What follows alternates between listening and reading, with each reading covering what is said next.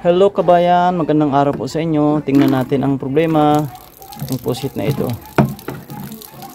Ayun. Yan ang problema. Kung nagkaroon kayo ng problema sa ganitong sitwasyon, ang faucet po ay natanggal na pati ito. Ang gagawin nyo lang po, dapat ito manatiling open. Kung ito hindi nyo na mabubuksan dahil sa ang screw ay corroded na o may kalawang na, ang gagawin nyo po, ilalagay nyo ulit ito.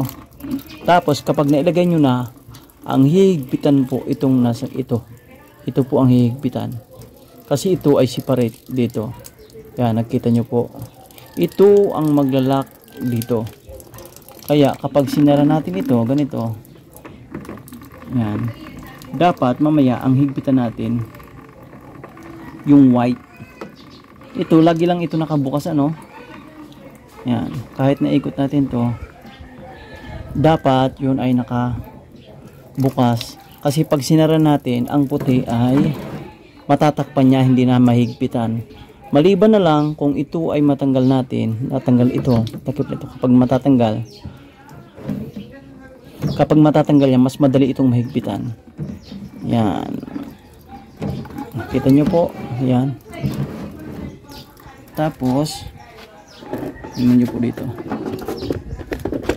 ayan o, ang higpitan lang natin ito, yung white. Yan,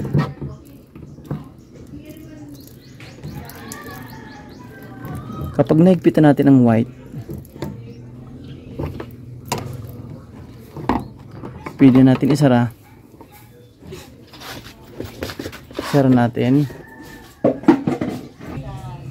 Nilagyan ko ulit ng tubig. Ngayon sarado yan. Okay, umaalis na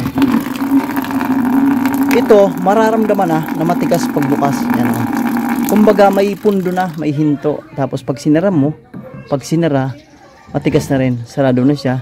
Tapos pag binuksan, yan, matigas na yan. So ibig sabihin, hihinto ka na. Hindi tulad ng dati, nung kasisimula lang, nung binuksan ko, talagang may lambot pa siya na pwede mo pang mararamdaman na pwede pa siyang buksan.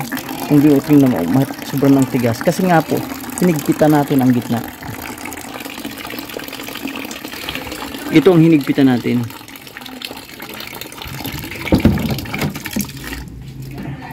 Tapos isara natin. Ayos na ayos, walang problema. Pag ito may problema, di okay na. Okay po mga kababayan, sana po may natutunan kayo sa simpleng video na ito.